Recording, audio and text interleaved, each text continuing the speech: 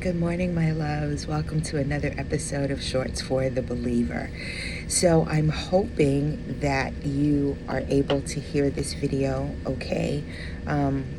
I forgot my microphone, but I need to get this one off my chest because it's weighing a bit heavy on me. I was up at 2 o'clock this morning talking with the Lord and working my way through this. So I'm going to do the best I can, and if we have to adjust the volume, we'll have to figure it out later. Anyway, I want to talk to you this morning about the family stone. Weird title, right? I want to talk to you about the family stone.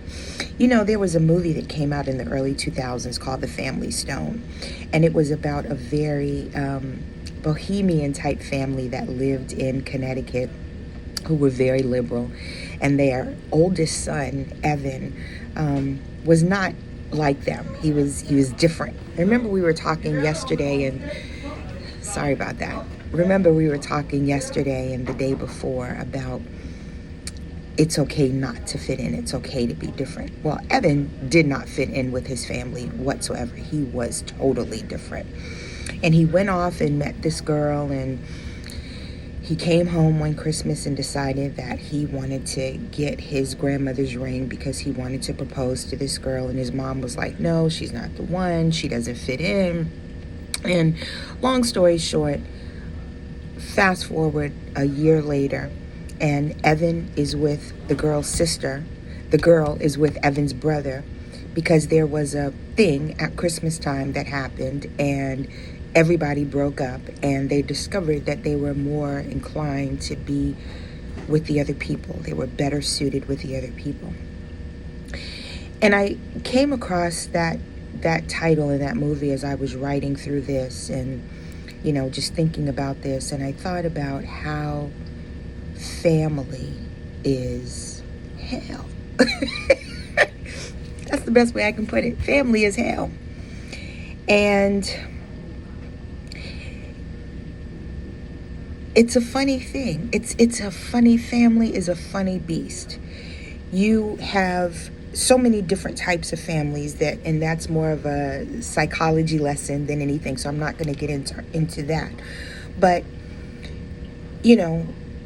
you have a family that's very loving, very accepting, and everybody accepts everybody's differences no matter what they are. And then you have another family where everybody's judgmental and nobody accepts anybody. And then you have another family that's cliquish because the people that are most like each other, we'll take them over here, and the people that are less like us will stay over there, and we'll consider those people the black sheep because they don't fit in. And in terms of biology, family cannot be altered. But it is because of this reason it's very important to understand and accept the lessons that our family of origin provide for us. And not only do we need to learn them and understand them, but we need to continually operate in a space of acceptance. The first family in the Bible had to deal with one of the most prolific things that a family could ever go through. Adam and Eve had one son that murdered another, the very first murder in the history of the earth. And I can only imagine, the Bible doesn't speak to it, but I can only imagine their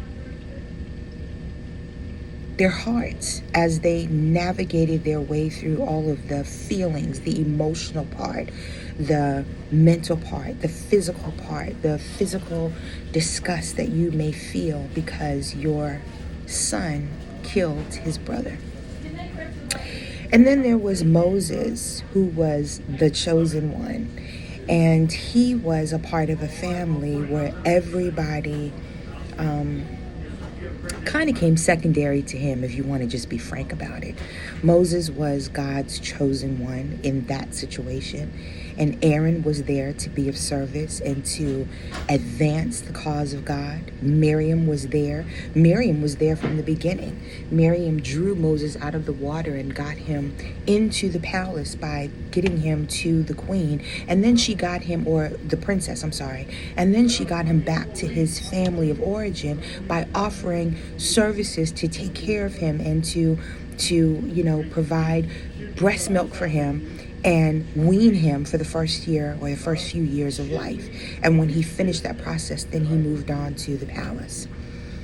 And then there was Jacob and Joseph. And Joseph was the chosen one for those set of circumstances. And his family despised him because they knew that he was his father's favorite. And so all manner of evil things they did to him and despised him. And God still was with him, and God caused him to prevail, even though he didn't fit in. And so, we're looking at all of these families. We're looking at the fact that Joseph, the father of Jesus, had to accept that his wife, who in today's world could be considered a paranoid schizophrenic, says, "I'm pregnant by the Holy Ghost." And, the angel comes to Joseph and says, "Are you going to accept or not? Are you going to do this or not?" And Joseph says, I'm going to go forward. I'm going to do this. And these are all situations that nobody had ever heard of, but acceptance had to be the prevailing factor in order for people to move forward. And love.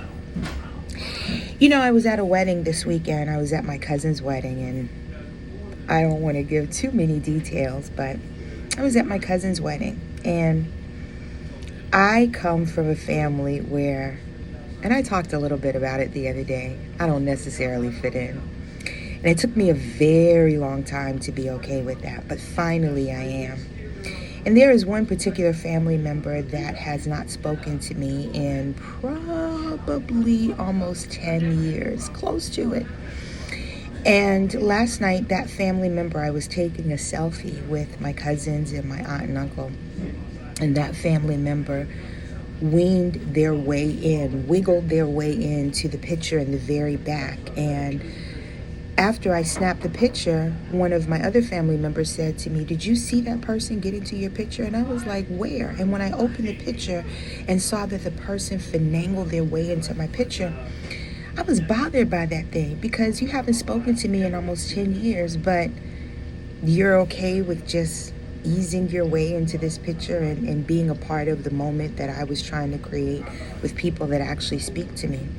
So I walked over to the family member and I said, "Hey, you kind of got in the picture that's taken with my phone by me, but you don't speak to me. Some of these things are not like the other. They don't add up."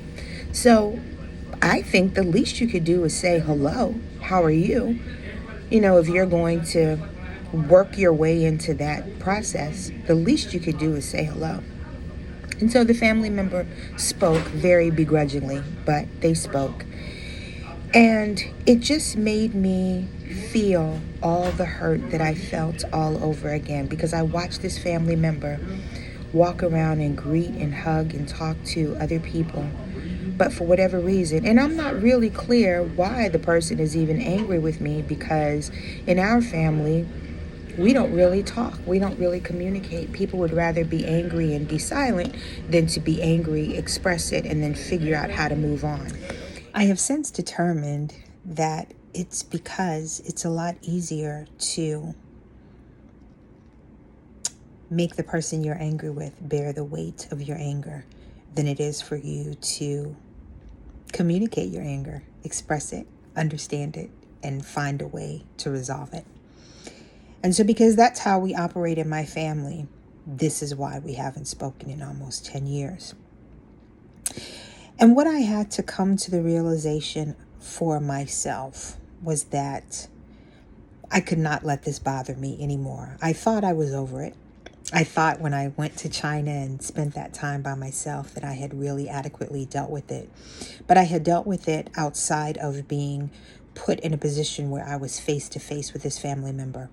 And in being face to face with this family member, I realized that I still had a measure of pain because I simply didn't have the understanding of what I did and why it was so necessary to act as though I don't exist. And subsequently, you now act like my kids don't exist. You don't speak to me, you don't speak to my kids, you just act like we don't exist. And this weekend reminded me that healing is an ongoing process. And when you realize that something arises, you've got to check it, deal with it, process it, and ask the Lord to help you to fix it. And so my prayer for myself this week was that I would learn to operate continually in acceptance and accept the fact that that family member's feelings about me are not my responsibility. It becomes my responsibility when we have a conversation about whatever it is that you think I've done. And then it becomes my responsibility to address the problem that you've brought to me and to say, hey, yes, I did this. No, I didn't do that. I'm sorry. No, I didn't do that. I don't owe you an apology, whatever the case may be. It's my responsibility then when you bring the problem to me. But as long as you continue to carry the problem yourself in a space of no transparency, no communication, your lack of acceptance of me is not my problem. And I just want to just remind you today that you are not responsible for the feelings of other people when there is no conversation or no communication and no opportunity for you to bring resolution to what the problem is. That's not your responsibility. Unfortunately, when people mistreat you and then they stop talking to you, we tend to take on, as humans, we tend to take on that whole situation, even when you don't have a measure of understanding. And I'm here to remind you today that it's just not yours to take on. Release yourself from that. Release yourself from being responsible for things that you don't understand. You know, the Bible says that we have to guard our heart with everything that we have because from it flows the wellspring of life, the wellspring. A spring of water just flows and it springs up and it just flows. And likewise in our life, the wellspring of our life are the ideas and the goals and the dreams and the visions and the things that God has given us. But we bring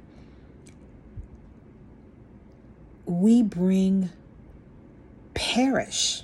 I can't even think about how I want to phrase that, but we cause that wellspring to perish because as humans, we tend to take on things that are not our responsibility. I want you to think about that today. I want you to think about the things that you've taken on that really are not yours to handle, that really are not your responsibility. And I want you to pray and ask God to help you release yourself from those things so that you are lighter. You are well able to move on. And first of all, that you're well able to move into the area and the direction that God has called your life to be. When we take on baggage that is not ours, our load becomes heavy. Our burdens are heavy. And the one thing that God promises us, the one thing that He promises us that is for certain is that He will take our burdens and He will give us His yoke and He'll take our yoke and make our burdens easy and light if we give it to Him. And so today I am encouraging you to give whatever it is back to God. It's not yours to carry. Stop picking up bags that don't belong to you. They are not yours. Stop picking up baggage that doesn't belong to you. It isn't yours to carry. And by carrying it, you prolong your journey, oftentimes causing detours and ending up in places that you should not be in it because you're carrying bags that have not the need of you. You're carrying stuff that doesn't belong to you. Put it down. Reassess the baggage that you're carrying. Reassess the things that you've put on your back. And with God's help, determine what actually belongs to you and then discard what is not yours so that you are able to move free and clear into the space that God is calling you His call is constant. His call is constant. Don't constantly ignore him because you are being responsible for things that are not yours. Think about that. Sit with that today. Sit with it tomorrow. Sit with it for the rest of the week if you have to. But by the time you sit with it and realize that you have prolonged your own journey because you're trying to carry things that aren't yours, ask the Lord to help you release those things so that you can move on and be what he calls you to be. Know that I love you. God bless you. May he keep you. And today especially, may he cause his face to shine upon you. And may he give you the peace that he promises that passes all understanding so that you are able to release what no longer belongs to you. Have a great day, and we'll see you next time on Shorts for the Believer. Bye-bye.